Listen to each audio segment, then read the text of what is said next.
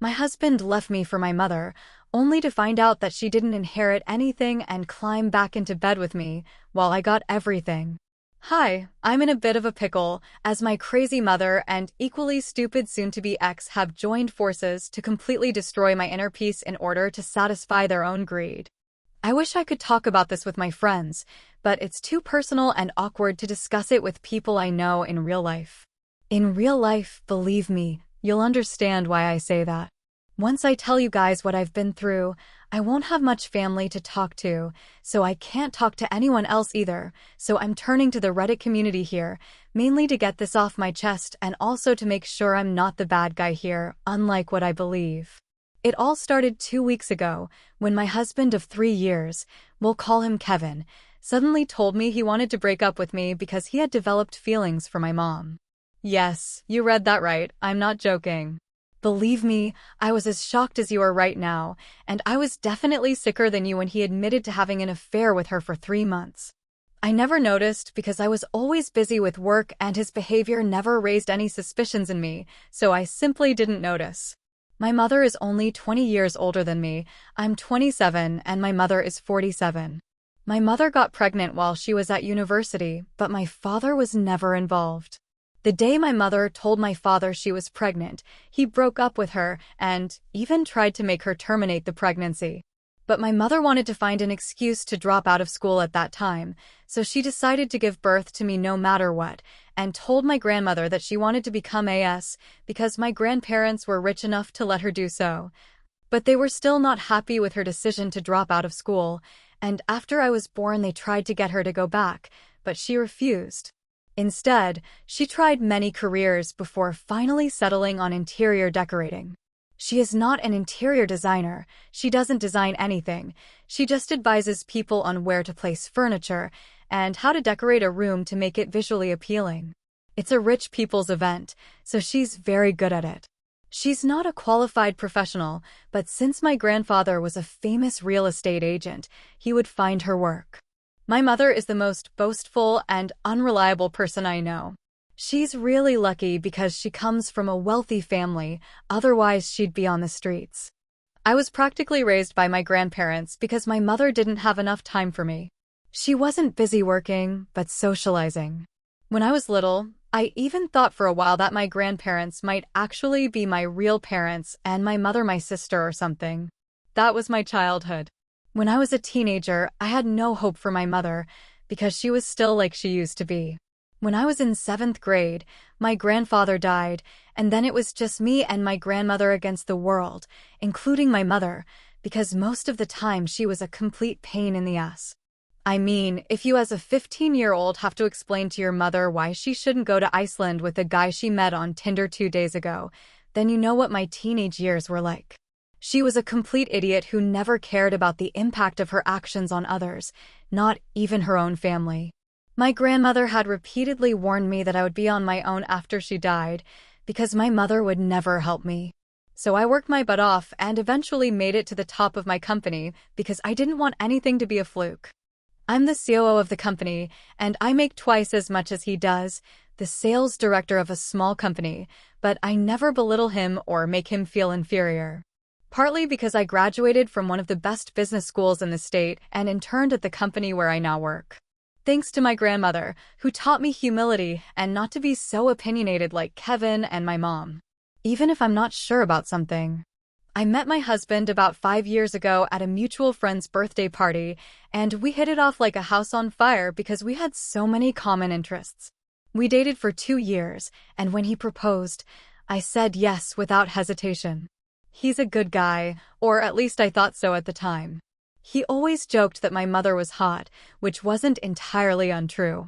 I never called her hot, because she was crazy and she was my mother, but I couldn't deny that she met the standard of beauty for her age. I mean, she made a fortune by convincing people that her so-called feng decor worked, and a lot of that money went to plastic surgery and Botox injections, so of course she was attractive for her age. I don't mean to disparage professionally trained decorators. I suppose maybe real decorating does work, but whatever my mother does is a scam because she knows nothing about decorating. I respect people who really know what they're doing, but since my mother isn't one of these professionals and she's just a terrible person, I think I can criticize her. I thought Kevin would be different from the other men I had dated in the past, and that I could trust him. But as it turned out, that was also a false hope. He joked that my mother was hot enough to pass for my sister. Despite my strained relationship with her, I laughed, because no one would ever think that something like this could really happen to me. The reason I have stayed in touch with my mother is because of my grandmother. She has made me who I am today, and I will always be grateful to her, even if it means having to deal with her mentally unstable daughter. I never gave up on my mother because she is a good woman, and despite all her faults, she still loves her daughter. And my mother, despite all my efforts, still cannot love me more than she loves herself. It's almost been a year since Grandma died, and I'm still trying to keep in touch with my mother. Our relationship is terrible, but I still take care of her out of a sense of responsibility to Grandma, not out of love for her. But all of that ended when Kevin told me about it 2 weeks ago.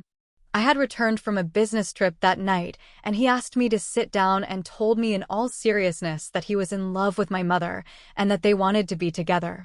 At first I thought he was joking and I laughed, but this was the first time he didn't laugh. Instead, he went on to tell me in great detail that he and my mother had been fooling around behind my back for 3 months. We had an argument over something stupid, and at that time my mother sent him a text asking for advice on how to fix her headphones, and they just started chatting. Slowly, their friendship grew beyond friendship, and they didn't initially intend to go further, but things just happened and they couldn't help themselves. I'm sure Kevin also thought in his heart that my mother and I looked too much alike. That night, I kicked him out, and he didn't make a fuss because he knew he could go to my mother's place. I think I cried like a damn baby that night and drank a whole bottle of wine. I cried until the wee hours of the morning, until 4:30 a.m., my eyes swollen twice their size from the anger and pain. I decided to text my mother that I was drunk, which perhaps made me send that text with even more conviction. I called her a lot of unpleasant names, told her she was an ungrateful daughter to my grandmother and to me, and that the older she got, the worse it got. I told her that at best she was a liar and that when the Botox and fillers wore off, Kevin would see her ugly face and abandon her too. I didn't think she would respond, but she did, and her response opened my eyes. She told me that one day she might lose her beauty, but she would never lose her bank balance, which would increase tenfold thanks to her grandmother's will. At the time of her death, I had completely forgotten about this, but her lawyer told us that we would be told exactly what she had left after the probate period, which would take nearly 6 to 9 months, and that it had already been a few months, so we would hear from him soon. Grandma had instructed her lawyer not to tell us anything until after the probate period was over, and the only thing we were allowed to know was where she wanted to be buried, and that was it. So neither my mother nor I knew what she had left us, but since she had a lot of money, assets and property, we expected to get a lot, or rather my mother expected to get a lot, because when Gran died, all I cared about was that she was gone. And now I was really all alone. The contents of her will are not important to me, because in any case I care about money no more than I do about my relationship, but apparently Kevin does, which is why he chose my mother over me. Because both of them were hoping for more from her inheritance than I was, and they must have been confident about it, because the way my mother boasted to me made it seem as if she had already received a reply from her lawyer and knew what she would inherit. Anyway, I didn't reply and tried to get it out of my mind. The next day I spoke to my lawyer and told her that I wanted to file for divorce as soon as possible, within the week of Kevin's confession. I had filed for divorce and he had received the divorce papers. Now all we had to do was wait for it to be over so he could spend the rest of his life with his ex-wife's mother. But a miracle happened, and I really have to thank my grandmother, because even though she had died, she was still supporting me. I had asked my grandmother's lawyer, who was also the executor of the will, to notify us separately, because I couldn't bear to be in the same room as my mother and Kevin. 5 days ago, she told me that my mother had already been told what she had inherited, and now it was my turn. I went to see her without any expectations, because I really didn't know what to expect. But when I left, I think I must have been the happiest person on the planet, because I inherited all of my grandmother's financial assets and property. while my mother only inherited a diamond ring and a pair of diamond earrings that my grandmother had worn. It was obvious that my grandmother had left everything to me because she had taken care of my mother her whole life, but now that she was almost 50, my mother was old enough to take care of herself. It was ironic. My grandmother had always told me that I would be alone after she died, but she had made sure that I was independent enough not to rely on the inheritance. The woman who had relied on Grant her whole life had nothing. So really, she was alone. It was the most evil karma. I had never felt like that before. My mother knew about it an hour before I did, but after that I didn't know what would happen. I was excited because I knew that even if my mother didn't contact me, Kevin would definitely contact me, and that's exactly what happened. He could have waited for the sake of the play, but he didn't have the patience. The next day, he texted me saying that he had made a big mistake and wanted to get back together with me, asking if I was still willing to take him back. He said that he and my mother were not meant to be, and the few days he spent with her made him realize how happy he was with me. So now he had finally come to his senses and wanted to give our marriage a second chance. When I saw his clumsy attempt at reconciliation, I just about laughed out loud. They may not know it, but I know that my mother has hardly inherited anything, and neither have I. After a whole day of thinking, I finally replied to his text and sent him a clown emoticon before blocking him. I was 100% sure that he wouldn't be honest with my mother either, so just to be on the safe side, I took a screenshot of the text he sent me and sent it to my mother, along with 3 clown emoticons.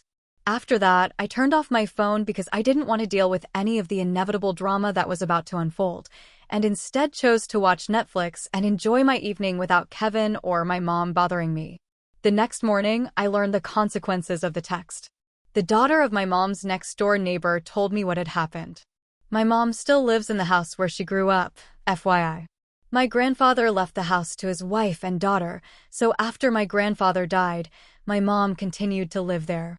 The daughter of the neighbor and I are friends, so she was very open with me and told me that when she was about 10 years old, she started hearing a lot of arguing coming from my mother's house, but no one wanted to check it out because their family knew what kind of person my mother was and didn't like her at all. Then suddenly there were screams, which finally led them out. My crazy mother threw Kevin, who was lying on the pavement, while my mother threw all kinds of things at him and shouted the most vile and disgusting swear words at him. Kevin screamed because she picked up a hard book and threw it at him, which unfortunately hit him right on the forehead. When her neighbor found him, he was already injured and was trying to stop the bleeding with his hands. The wound was very deep and he had to have 5 stitches. 5 stitches sounds really scary. He also sued my mother, although she was only fined a huge amount, because it was only considered a misdemeanor at most, but it was still scary because Kevin was actually seriously injured. She didn't want him to get hurt that badly, and she wasn't sober at the time, so the police let her off easily. Besides, she had a really good lawyer and was friends with the prosecutor's wife, which also helped. When my mother got home, she scolded me and sent me a bunch of horrible things on her second number, which I didn't block. I've been trying to ignore it, but I really can't help wondering if it was my fault after all. What Kevin and my mother did to me was truly unforgivable, but now I feel like I should just count my blessings and not try to annoy them by interfering in their lives. I'm not proud of the fact that everything I did was also motivated by resentment and anger. If I had known it would have such serious consequences, I would not have sent the screenshot to my mother. I just wanted to make them both feel bad, but never meant to hurt anyone. As far as I know, my mother has never been physically violent, so this was something I never expected. I was very sorry about what happened before, and my mother kept trying to blame herself and make me look like the bad guy, which made the situation worse. Even Kevin posted cryptic quotes about betrayal and stuff, which is very ironic, but now that's not the point. I feel like they're making me the bad guy just to shift the blame onto someone else. But I don't know why Ida would want to destroy my mother and soon-to-be ex-husband's band's relationship after my mother bragged about how she stole my man with an inheritance she doesn't even have. Update 1. Okay, so thanks you guys for being so incredibly supportive in the comments. Thank you for All your kind words, especially the people who were appreciating Gran. Yeah, she was one of a kind, and I think I was very, very lucky to have her in my life. Truly one of the luckiest people alive to have had a magnanimous personality like Giron was. Part of my childhood and made up for me having a mother like me. Haha, I don't feel guilty anymore for what happened because what I did was nothing. They ruined my marriage, so I ruined theirs. Luckily, my mother was the one who went ballistic and attacked her so-called lover, so I don't feel bad about it at all. She was the crazy one, not me. She certainly never let me feel like the bad guy, but at the same time, he did cheat on the partner he'd lived with for so many years, and that's just disgusting. I can't imagine someone thinking they still have a right to ask their partner to forgive them and continue to receive their forgiveness after doing something like that. Too often my mother and I'm sorry he's hurt, but it's not my fault, it's not my fault, it's not my problem, so I decided to block them on every available platform. Heck, I even blocked my mother on PayPal, so you know it's serious. Although I'm also considering a restraining order, because my mother has lost it and no one knows what she'll do next, and if she's annoyed at me for ruining her relationships, she might come after me. I don't want that. But I also don't want to give up the home and career I've worked so hard for just because my mother is crazy and moves in. So a restraining order is my best option to protect myself from this mental dinosaur. Now I just hope it doesn't come to that. Update: it seems I may have to apply for a restraining order after all.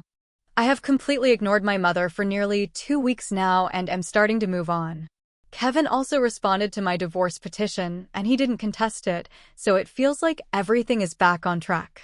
With a lot of therapy and self-love, I will finally overcome this terrible event. Unfortunately, my mother decided to come back and intimidate me.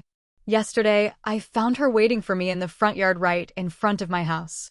I had just returned home from a bad day at work and was in a bad mood. I told her to leave or I would call the police, but she refused to budge. Instead, she told me that I could do whatever I wanted, but she wasn't going to leave unless we talked about the inheritance. I told her she could talk to me from a distance because I was curious to hear what she had to say. So she told me straight out that she wanted half of my inheritance because it was only fair, since Grandma was her mother, not just my grandmother. I laughed in her face and told her she was the last person to talk about fairness. Then I told her to get out of my car because I wasn't giving her jack shit and called 911 in case she did something funny. She glared at me and started walking towards my car, so I instinctively rolled up my window. I was glad I did because as she got closer, she quickly kicked the passenger side panel, denting it. I didn't see the dent until I got out of the car, and not until I saw her get into her car and drive off quite a distance. I took pictures as evidence, and I already had surveillance footage from the camera outside my house that could prove that my mother caused the dent. And then I called my lawyer and told her what happened and that I wanted to file a restraining order against my mother as well, and now that's happening too. I guess my mother just doesn't like to live a peaceful life and always messes things up. I did try to report this to the police, but since she is friends with the district attorney's wife, the precinct chief told me he was powerless to help me. But that's okay, because at least I have the surveillance video, and she can't change that. Her face and everything is clearly visible in the video. I even downloaded the video and backed it up on my laptop so that it won't be lost in the next few days. The next few days will be very stressful because I have to go to court, but at least I'll get rid of these people. Update 3: Hello everyone, I've been very busy with the divorce proceedings recently, and we're negotiating a settlement, which is so frustrating. At least I managed to get a restraining order against the mother last week, so that's been resolved. Kevin and his lawyer have been making up a bunch of lies, so I'm compiling all the evidence of his cheating to use at our next meeting, hopefully to put an end to this. It's annoying, but I'll be going to therapy regularly to deal with my anger and manage it so it doesn't affect my daily life. If I've learned anything from this, it's that I don't want to be like my crazy old mom. I just needed to vent here, but I feel better now. I think I'll be back as soon as the divorce course is finalized. That's all for now.